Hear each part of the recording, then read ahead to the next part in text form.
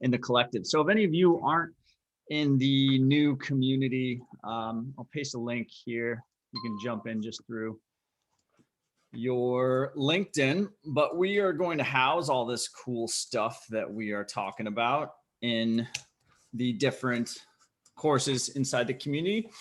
So the cool thing about that area is it allows us to house events like this, plus curriculum, and develop discussions around topics in the newsfeed as well. So someone, I think Tony from Audio I posted something about needing resource center assets for agencies, didn't have a good link for it. So we shared a couple of resources, one from our friends over at smith.ai in there. So if you need anything at all, like, I need a partner contract for a reseller partner, post it in that collective there. And we'll reply with links, where to go, assets, ask someone, I'll tag someone that I think may know the answer. So please use it. Slack for our clients, still going to be available for direct access, but that's meant to crowdsource answers and house everything so you can get back to it. It'll be really awesome. So I'm still letting a couple people in.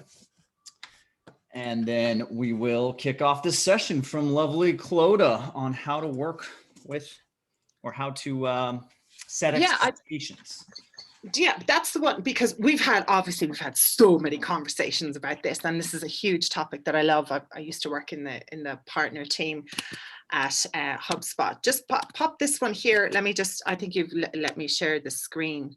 And Alex, because you probably have a visual of this going, what your team needs to know about agency owners, right? Yeah, I think we have something somewhere, but let's have this discussion kind of openly. Yeah, perfect. No, it's just I want to make sure.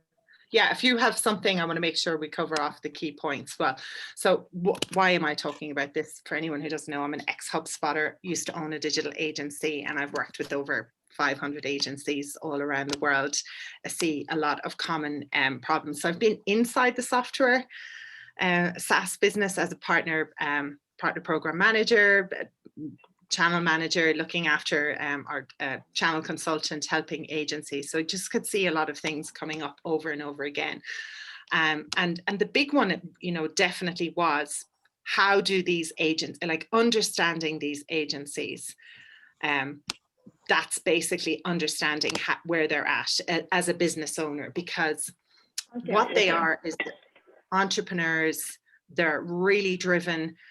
They're also quite into the tech, so they kind of say yes to a lot of things, but then need a hand putting it all together.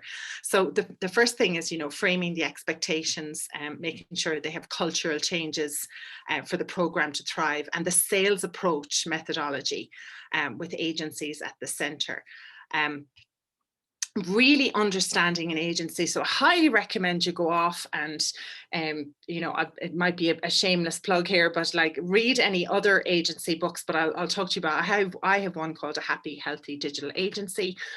It gives you the sort of high level insights onto how an agency operates, the mechanics of it. If this is something that you're new, some people are new in the SaaS business. Also, I have a podcast called Agency Life, which is all stories. There's about 75 agencies in there by now. Stories about their highs and lows, their ups and their downs. Because I think if you can really understand their mindset, they're fantastic people. They're so driven. Obviously they're techie. They're creative. I've yet to meet a boring agency owner, put it that way. You're not ringing like a very dull, boring industry. You're ringing a very vibrant industry. They are fascinating. They love running the business. But it can be time consuming for them if they don't have a strategy. Sometimes they just opened it and kind of went hell for leather into it. Maybe because they didn't like the job they were in or the agency they were working for or something like that. A great way to get started with them in those first early ones is they always have a great story about how they started the agency. It's a great story. There's always a bit of, you know, something fun. It's not really a boring one. You know, they have a fantastic story, and sometimes they've partnered with someone, it didn't work out, or it did work out, or they're in a husband and wife team. I work with a lot of those, but it is a great way to get started. Like, why did you start the agency? And get to know them. You know, and they can all go and get jobs. You know, this is a real passion for them to start this business, to keep this business. You know, they love the team that they build around them. They're really passionate about what the work that they do. So it's quite exciting to talk to them. It's not a conversation that'll go stale very quickly.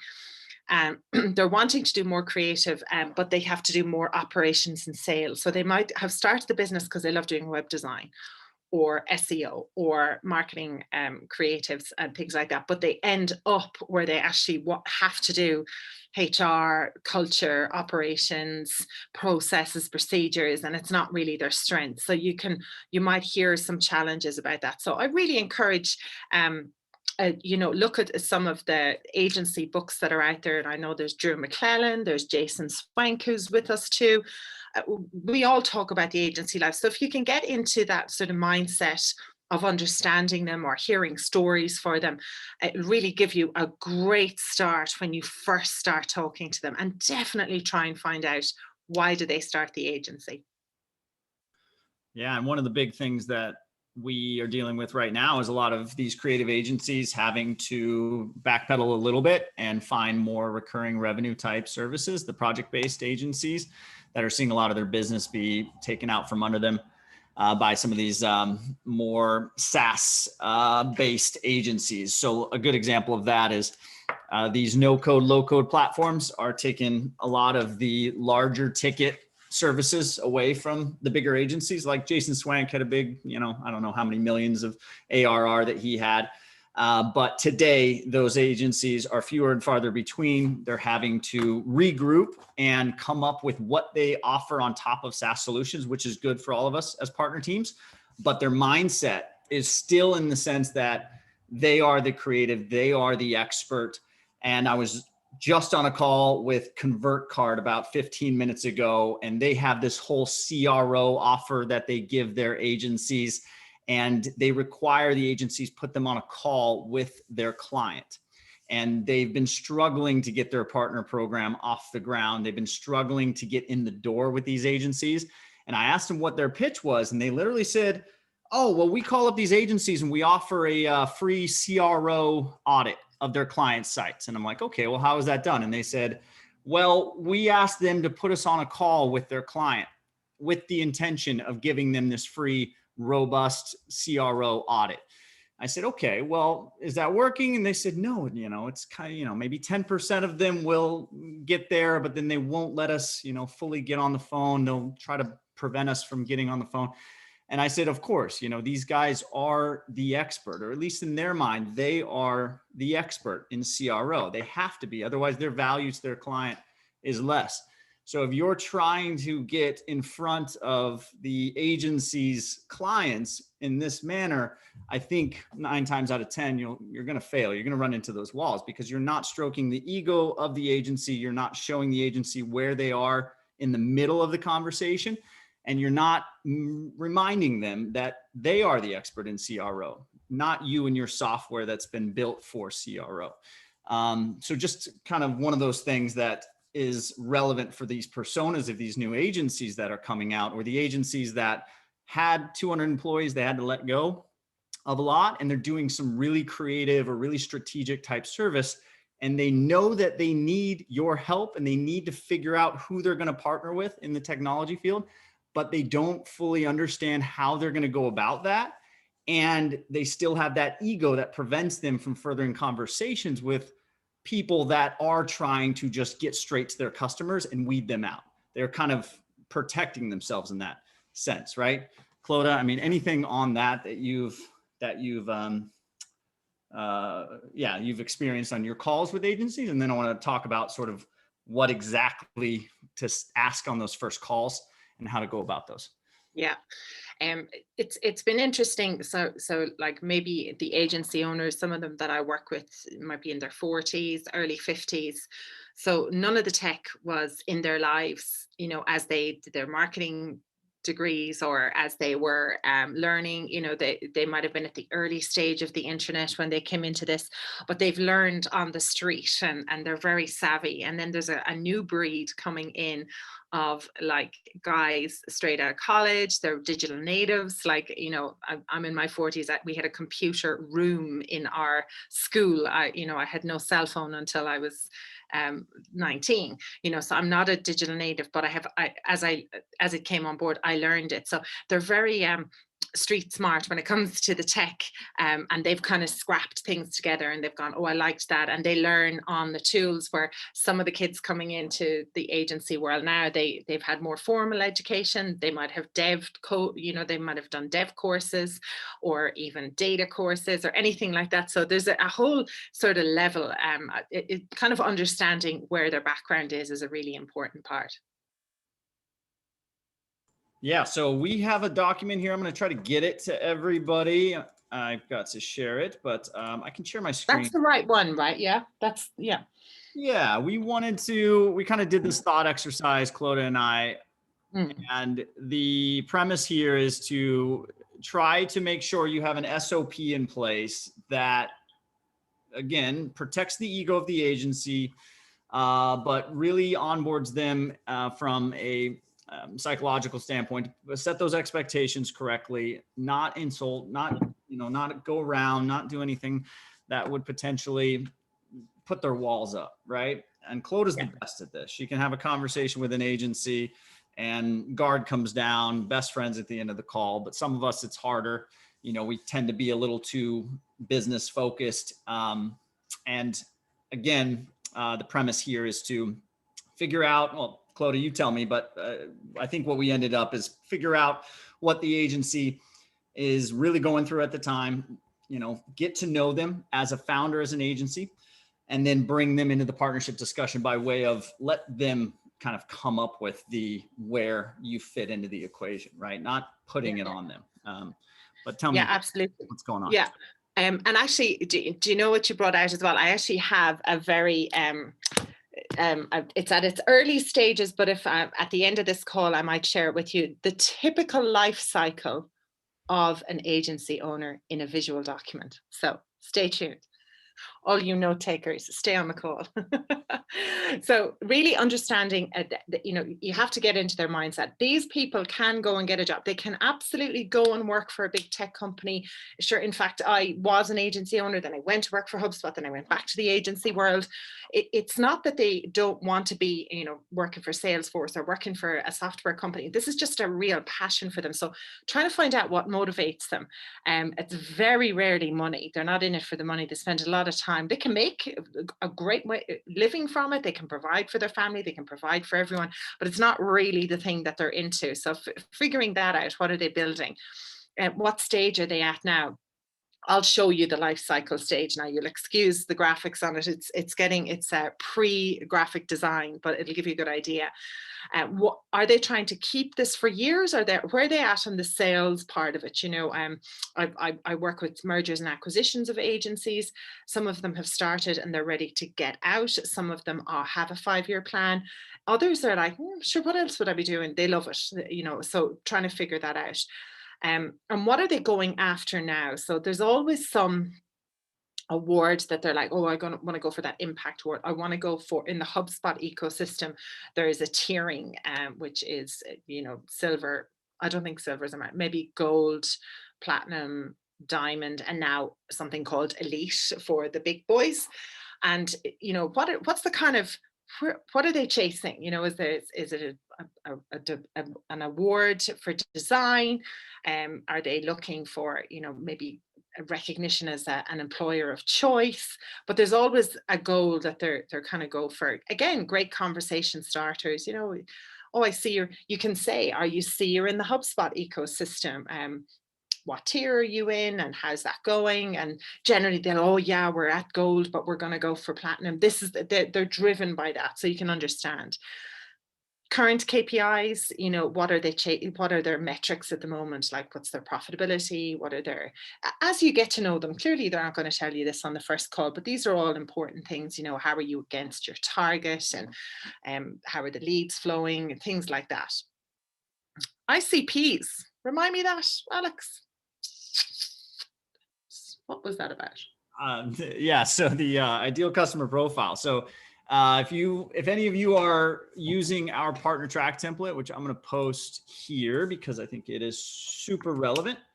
The idea here is to align on a few things right off the bat. And you don't want to put your sort of, hey, this is our technology, this is what we're after, this is everything. And then hopefully in the back of their mind, they're making these check boxes. They're checking these boxes, but what verticals they sell into, what are the primary use cases where their agency becomes a fit for their client, the price points that their customers are typically ready and able to pay, right? The ways that they partner with their current solution, of course, right? And how they typically like to use those partner solutions.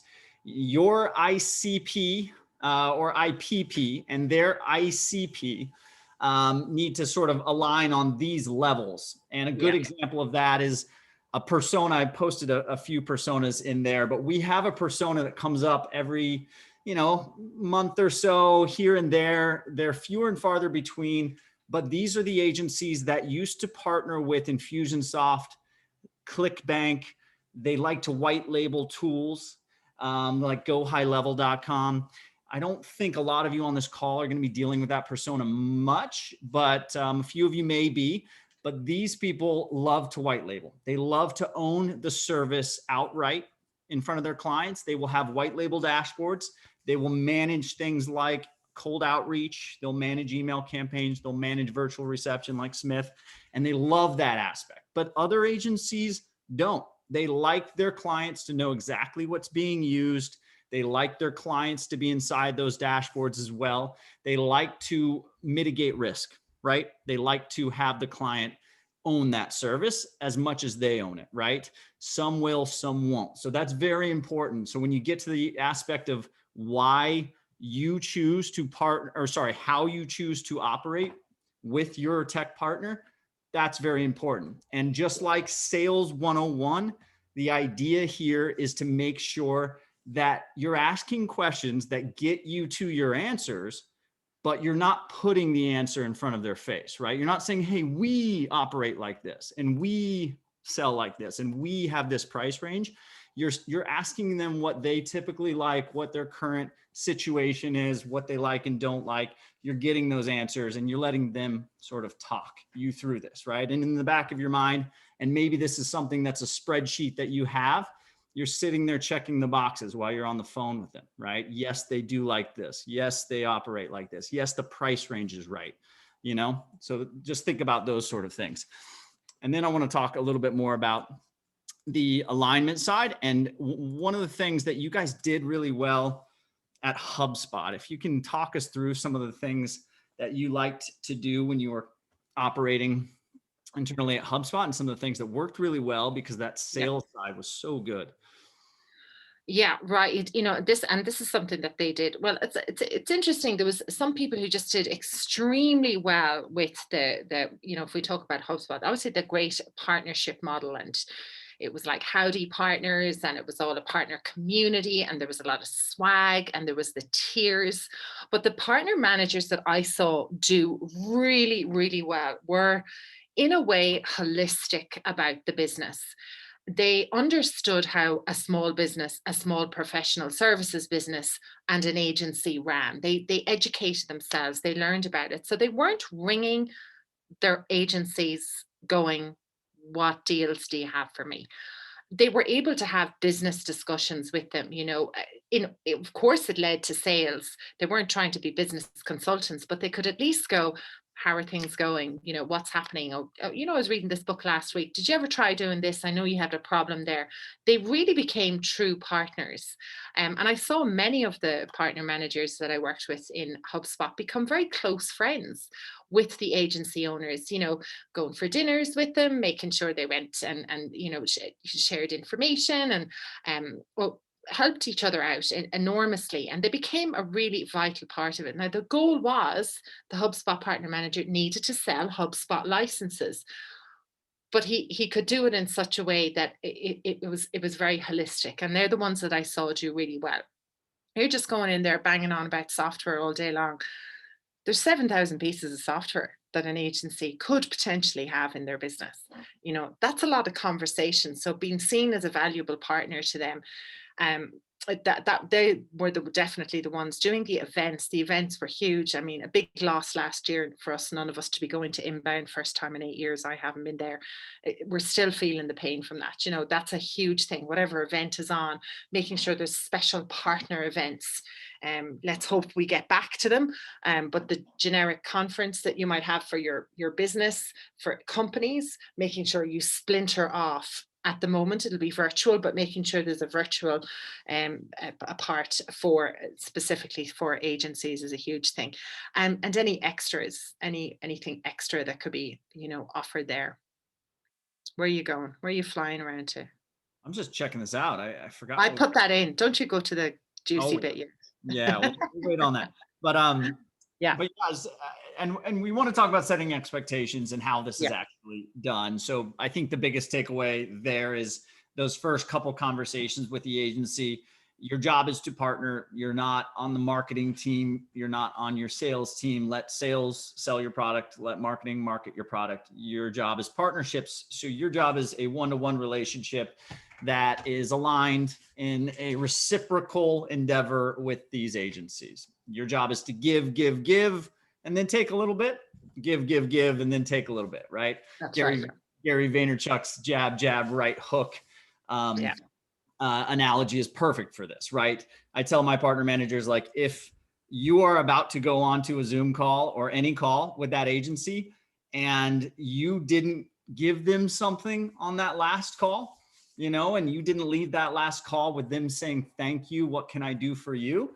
You know, your job is going to be harder, right? Your job is going to be all sales, and you're going to know that they're going to cringe a little bit when they see that calendar event with your name on it. And they're not thinking, oh man, I've got to look and see what can I do for them. They did so much for me on that last call. It's going to make your day just, you know, harder. So, you know, get your ammunition in place. Talk to your other department heads. What can we do? I've got calls tomorrow with these agencies. These are their verticals. I know who they're selling into. What do we have coming up? What can we do for them? And I had one of my HubSpot agencies out in the UK actually tell me this. His partner manager used to bring their heads of sales in on calls with him and his team to change just a typical routine catch-up call to, hey, we're going to teach you guys a really awesome sales strategy today, right? And it was kind of like a surprise thing that they did. And some of us, it's harder to do than others, but just anything you can do to just make sure that you are giving value every single time that you talk to those partners. And then you don't have to ask for anything. They're going to be trying to bring you referrals because they're going to feel they need to in order to keep getting all the value from the partnership, right? yeah. So just kind of think about that. But setting expectation. Do you want to talk about the first year of the partnership journey and just explain that? Anything relevant there before we? Yeah. Just a really, really solid onboarding process. You've got to remember with these guys as well, they're usually 99% of the time, they're very good salespeople themselves. So they're tough to sell to. I know that, you know, they've heard it all and they've seen it all and they've got a lot of inbox. So partnership, partnering, partner, how can you help them very much? So that onboarding, you know, making sure that's tight. A lot of what they do as well, because they're in the services game, they're always critiquing other onboarding service. They're always learning. So you're not just going to be onboarding a passive person. They'll be asking a lot of questions, or they'll be going, oh, we don't do that in our onboarding. So they onboard as well. So just make sure everything's crystal clear, not too complicated. Definitely more video than text.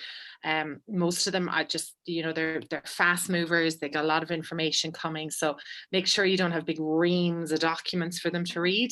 They quite like the high level.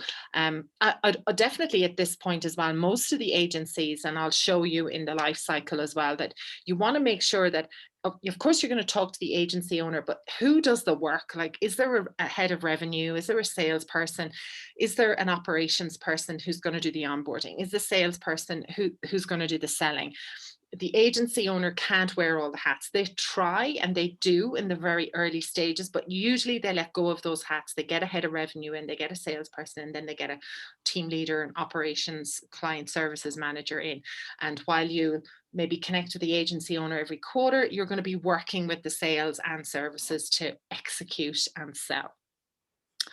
Yeah, and so making sure those first 90 days, checklists and intros, if there's any way you can at all in the first 90 days, make a lead intro, connect them with a lead, get a hot lead, get a warm lead, get a lead, in those first 90 days together, it's going to be huge for them. And any other intros, as you're talking to them on a partnership basis, you could say things to them going, oh, the last time I heard you were really interested in remote, how to motivate your team with remote working. That was one of your struggles. Did you know that there's this person over here doing a webinar next week about remote working challenges? It's that type of thing. I'm not saying, if that's just 10% of your call and 90% of your call, it's going to make a huge difference. They feel like you understand them. I love it. Yeah. What have you got up there? Amazing. You said one thing that I just wanted to go a little bit deeper on before we move on. And Sure. that's the timeline, and B, the strategy, right? So you think about it like this. We know that co-marketing with partners almost always works, unless they are just too busy, overwhelmed with business, which in that case, it's going to be hard to have a conversation with them anyways.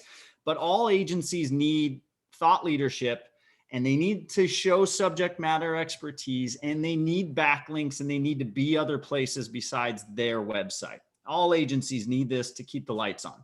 So we all know that coming to them with a co-marketing endeavor will get them excited to work with you initially. But how do you take a co-marketing endeavor and turn it into a co-selling endeavor and turning it into a revenue generating partnership?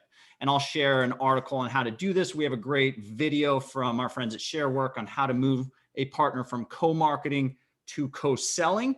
But setting expectations is part of this, where you do not want to just come to them with, hey, all we're going to do is co-market together. I'm never going to ask you with anything, for anything. And we're just going to have this great co-marketing relationship. Because then when you ask them for referrals or you need them to onboard into the software, obviously, then it becomes, oh, wait a minute.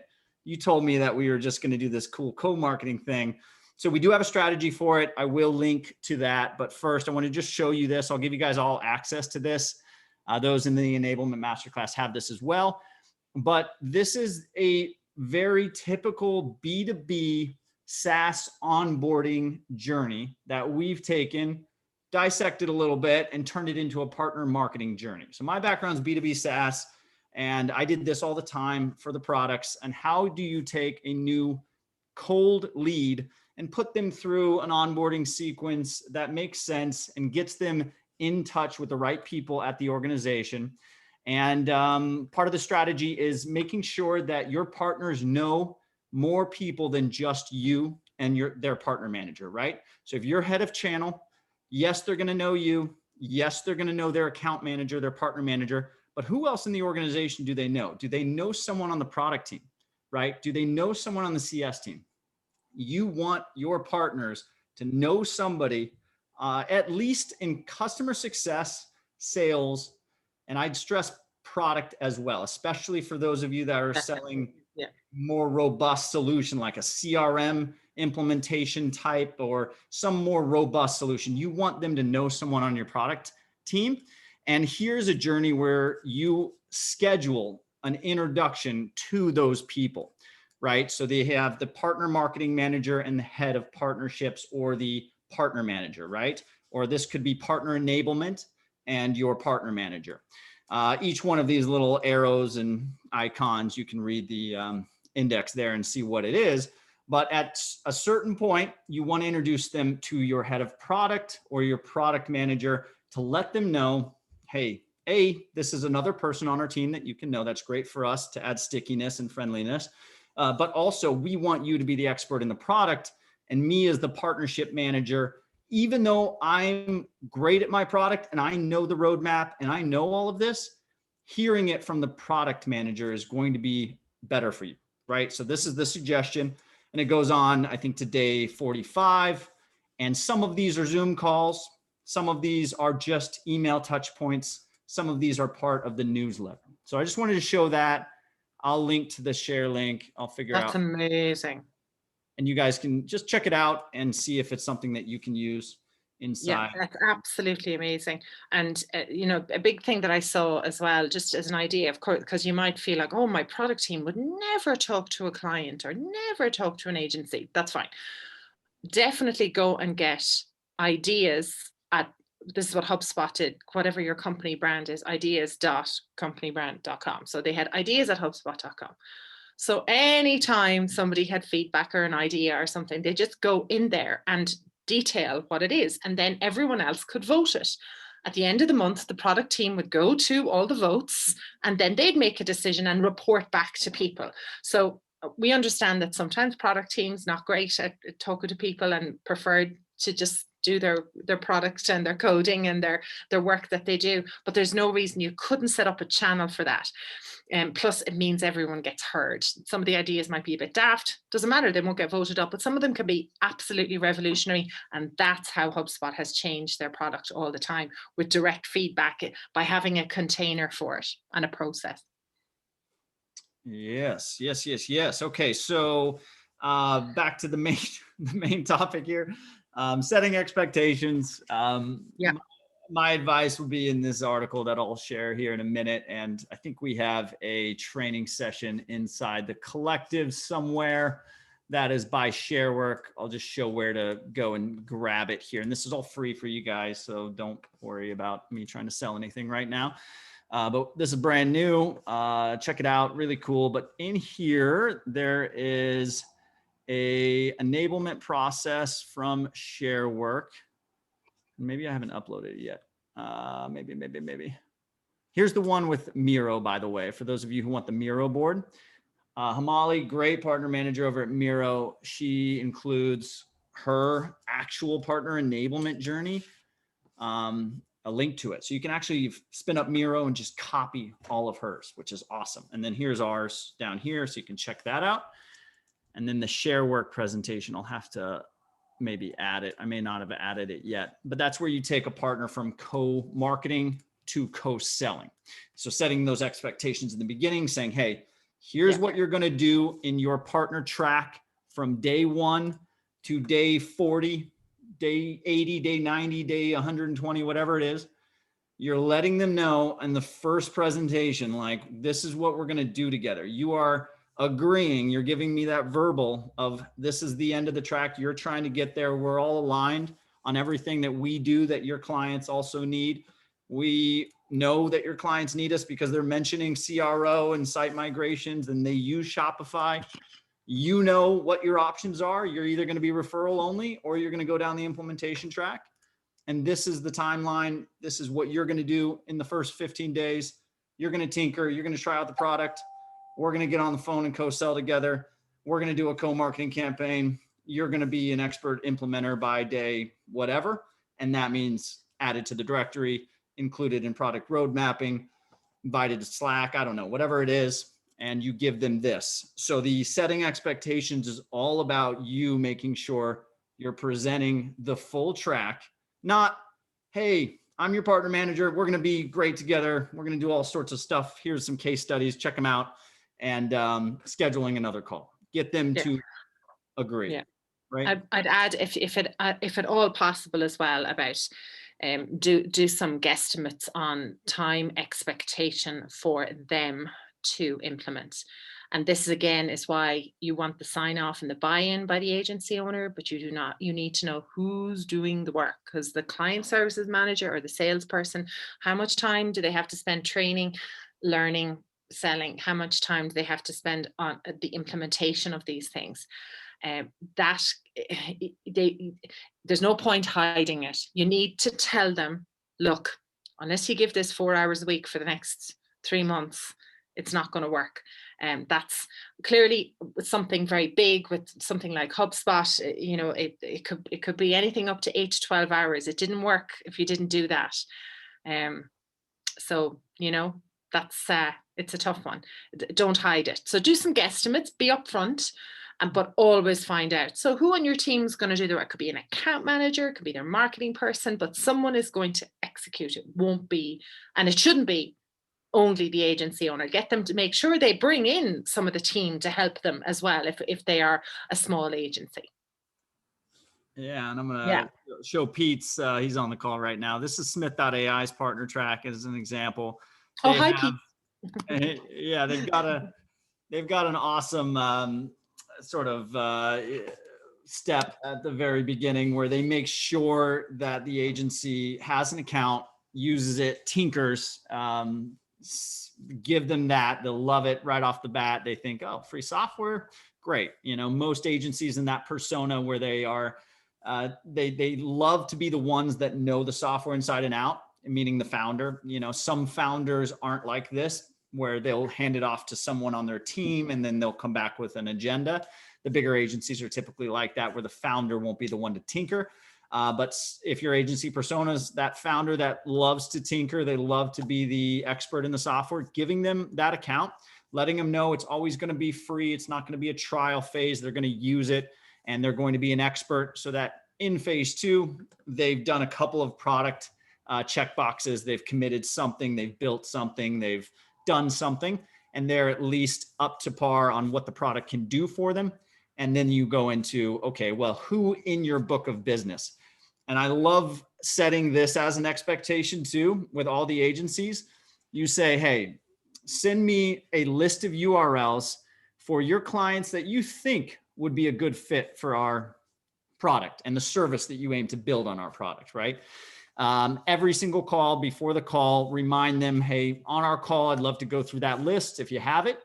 And then you can then, on the websites of their clients and on their LinkedIn profiles, literally go down the list and say, you know what, that client of yours would be perfect. And here's why. And you can type up an introduction to the product from your agency for them to say, hey, we just saw that you use this. Go on to BuiltWith, see what technology their clients are using, see how many employees they have, see what their verticals are that they sell into and work with, and come up with a presentation for your software for your agency partner that puts you into phase 3, which is actually creating a sale for one of their clients, right? Helping them with that sale, not just getting on the call and selling the agency, but really go through that list and weed out which ones would be great for your product and make it so easy for them. Type up that email, have them send the email. They don't have to CC you if they don't want. And then move into phase 4, where you're saying, okay, well, as soon as we get this done, you're going to be involved in all of our co-marketing and co-selling endeavors. And Will had a great question about capacity. It's a great problem to have, I guess, Vidyards, where they just have 4 million users and probably 1 million of those are agencies or however many.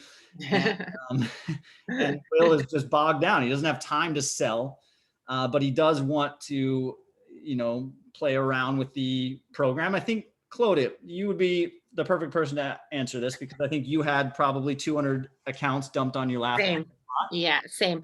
So this is where we'll getting all these things in place, like onboarding, collateral and materials, frequently asked questions, so they're not coming back to you, getting that whole experience nailed. Actually, Alex, if you bring up the beginning, if you're taking agencies in tranches, they're very comfortable doing group calls. So have you got a monthly call or a weekly check-in for? It's going to be 80-20. 80% of your business is going to come from 20% of them. So the other 80%, how can you mass look after them? Have you got obviously all your videos? You're going to have them, but how can you do a coffee catch up on a Friday for the small guys who can still have access? So you're going to definitely go, where do I get 80% of my business? Or should I be getting 80% of my business? And that will be 20% of those groups. So the other ones, have a monthly workshop call for all of them, right? So, or you could split it into time zones. Record and share that. So serve the masses, serve the 80% that shouldn't take up most of your time, and focus your efforts on the ones that are going to deliver up. I would imagine. What do you think, Alex? I think the 80-20 rule will come out on that. Yeah, I was just typing up something. So, if you have the PRM, obviously this is the easiest way to do it, or if you have a spreadsheet, but at least know how many accounts are they tied to inside your system. How many of your software accounts is that agency email a user of, right?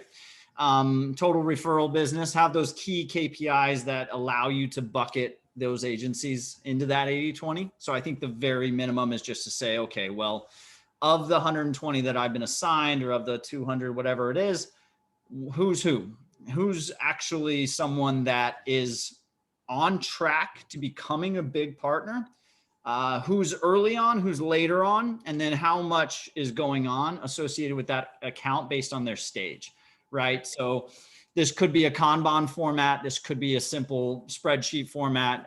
This could be a Salesforce report, but at least having those buckets to say, if they are in this stage, we don't care how many accounts they're associated to. They're very early on, maybe first couple of months inside the program, inside the software. But if they are past that, if they're past 6 months, they have to have at least this number of accounts associated with their email, or they've referred XYZ, right? And set the buckets up. Then you have your high touch bucket and your low touch bucket. Your low touch bucket is in the newsletter. They're invited to those sort of, hey, group training webinars, not just a partner webinar, but each partner webinar should have a topic, a training for the agency, bringing in an expert or doing something that's of value. They're invited into that. And then as soon as they get into that better bucket, meaning completed the partner track, completed the certification, committed XYZ, then they enter the new bucket, which is maybe a weekly touch or a bi-monthly touch. Could be a Zoom call, could be some sort of a hosted anything. And then they are invited into the next level of partner incentives, which we list right here. This is an easy way to do it. And setting the expectations from your first call, letting them know where they are. Say, you are in this stage of the program, we're doing this together, right? You're involved in this. As soon as you get to this stage in the program, which requires you to take these classes or commit this or refer this, then we enter this awesome, new agenda, which includes entrance into all this other stuff. We do our first co-marketing endeavor or our co-selling routine, and we progress you through, right? Set those expectations, create the buckets, define them, and organize your program so that you are only spending the right time with the right agency partners. And then if you start to sell, then it's a whole different story. And you have to kind of make sure that you're very well organized and presenting those in the partner track, similar to this. Hopefully that helps, but let's do this. Does that help, Will? Drop us a little, hopefully that helps. Richly scheduled, Will. We're not doing busy this year. I want to talk about this because I'm good. I'm so interested in this. Yeah, you might need to double click on it. It could be a bit fuzzy. Apologies for anyone who loves graphic design. This has not been cut yet. Good, Will. That's what we need to hear. It did help. Keep us, keep in touch with us and let us know how you go. But 80-20 Pareto rule. Yeah. So the back to the agency persona. This is the main purpose of this call, and why Clodagh's on is because she's working with hundreds of agencies and has been in your shoes, obviously, but now is on the other side where she has these really awesome open conversations with agencies, not from a sales perspective, but from a human to human type of perspective. She knows more about what's in the head of agencies than most people I know. So talk to me about what the agency lifecycle is and where it resonates with someone in a partner manager's position. What should they really know about this and care about? Now, Yeah, yeah, it's like, this is something, actually, I might share my version just in case. How is that viewed at the moment? Is it a bit small? Because it just might be. Yeah, it's going to be a little small. Maybe there's a link to on Google that we can open up. Just let me share my screen and I'll do it for you that way. Stop share. It's okay. Yeah, I've got it. There you go. Brilliant. Hopefully is that a bit bigger there now? There we go. It's a bit clearer. Yeah, I think so. Like I said, it was fun. So really, when again, understanding where the agency is. So if we look at down the bottom, I've got the relative sizes of agencies. So they're the agency owner plus one. They've might be just starting out. It's what happens is they're kind of a bit happy. You know what I mean? They're happy enough with how things are going. Happy-ish. They move over to. They get 2 or 3 people. Those people they're very loyal to, and those people are very loyal to the agency owner. The next part you move over, they kind of get between 5 and 8 people. They start to see some growth. And then they get to the 8 to 12 people and they're outnumbered. So agency owners are entrepreneurs. Again, I've written about this in my book. They're very driven, big picture thinking. They're all about very comfortable with risk, very comfortable with change, very comfortable with starting things and not finishing them.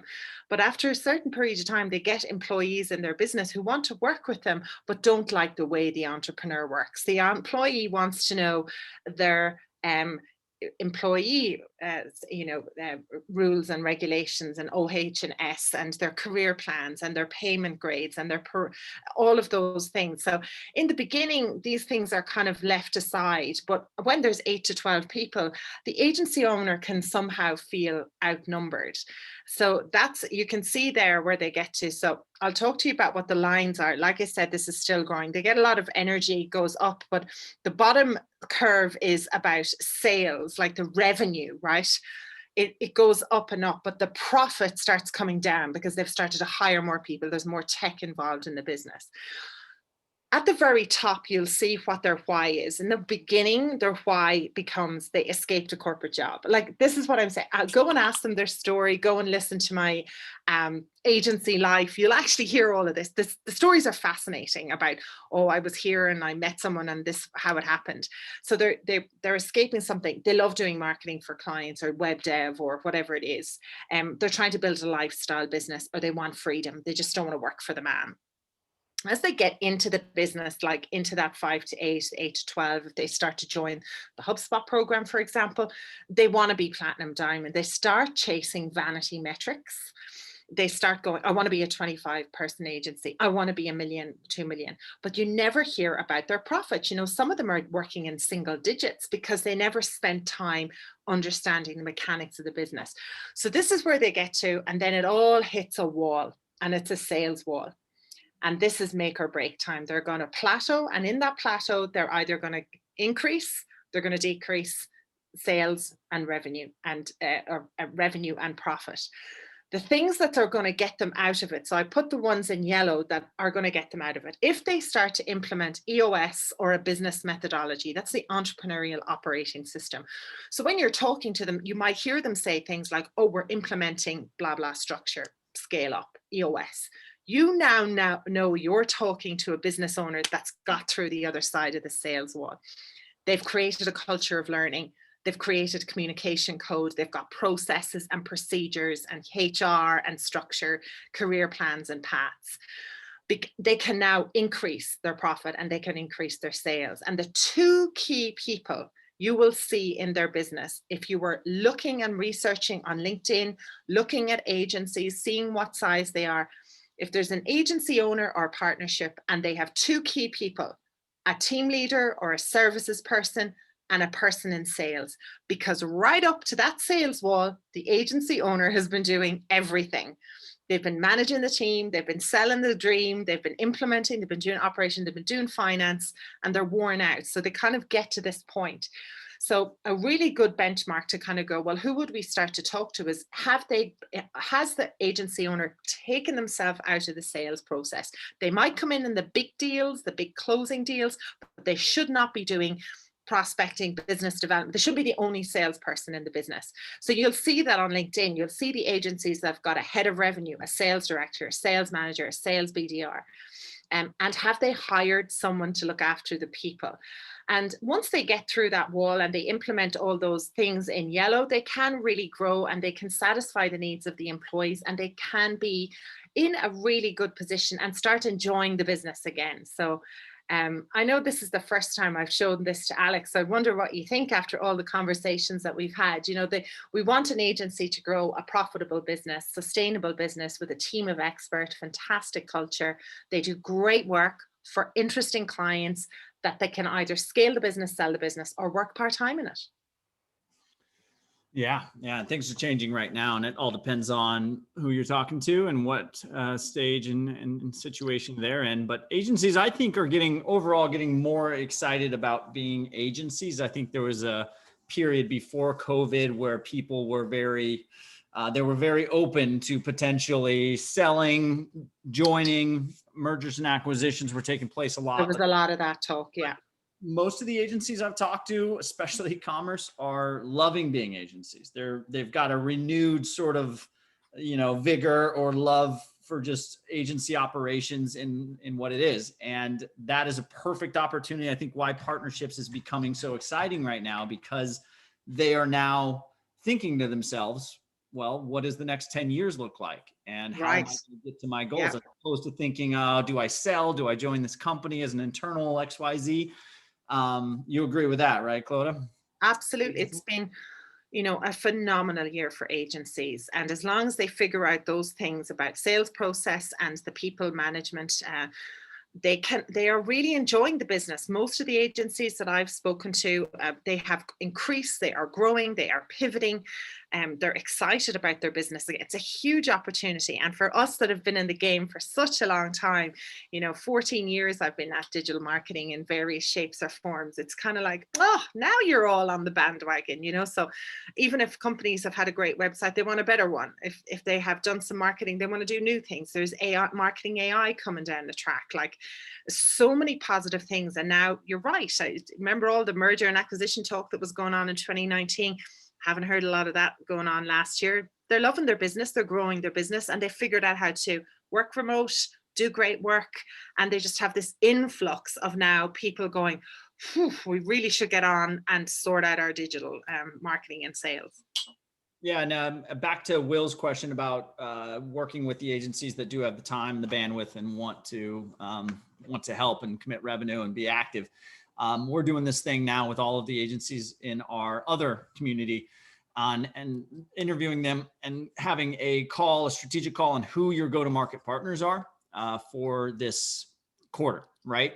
So changing the mindset of partnerships from, hey, you've got to be a user, graduate to be an expert to decide to partner with that software or not. That's the old mindset. The new mindset is you've got users who could be my potential clients. I've got clients who could be your potential users. Some of the agencies you work with are thought leaders. They have a podcast. They are looked to for advice. They are involved in communities. So instead of thinking about it like, okay, well, who's at this stage and I can go deeper with that agency, you can think about it in terms of, hey, I'm going to select a group of agencies that meet these criteria within my network or outside that I'm going to go to market with. That go-to-market package is going to include all of these great things that's going to put the agency in front of my users. And I'm going to require the agency does a few things that puts our brand in front of their users, or that will happen organically. But either way, you change the conversation to say, hey, we'd like to go to market with you this quarter. That means all these things have to happen, but that net result, we believe it's going to put you and expose you to all of this, and we're going to go deeper into the partnership, right? So instead of them feeling like they're in this routine relationship of I'm using your software and we have check-ins and I'm in a newsletter, you have this endeavor that you're going to market with these 10 partners this quarter. And then next quarter, you're choosing a new 10 partners to go to market with, starting them at the beginning and rinsing and repeating, right? And you choose those wisely, of course, right? So think about those types of conversations to have, be empathetic with these agencies and set those SOPs up. We're going to try to give you a document here with all those questions that you should ask on the very first call before you shove your partnership program down their throat. Have an open conversation, and we'll write a little, not a script, but we'll give you a whole list of great questions to ask agency that just opens them up really well. So thank you everyone for joining. We do have another one of these next week. So check the calendar inside the collective, RSVP for all of those. And thank you, Clodagh, for the time. This was wonderful. Absolute pleasure. Thanks, everyone. Hope you found that enjoyable. And you know where we are if you have any questions or any updates. Oh, Pete, thank you. Love you guys. Stay tuned. See you in the next one. Thank you, everyone. Bye.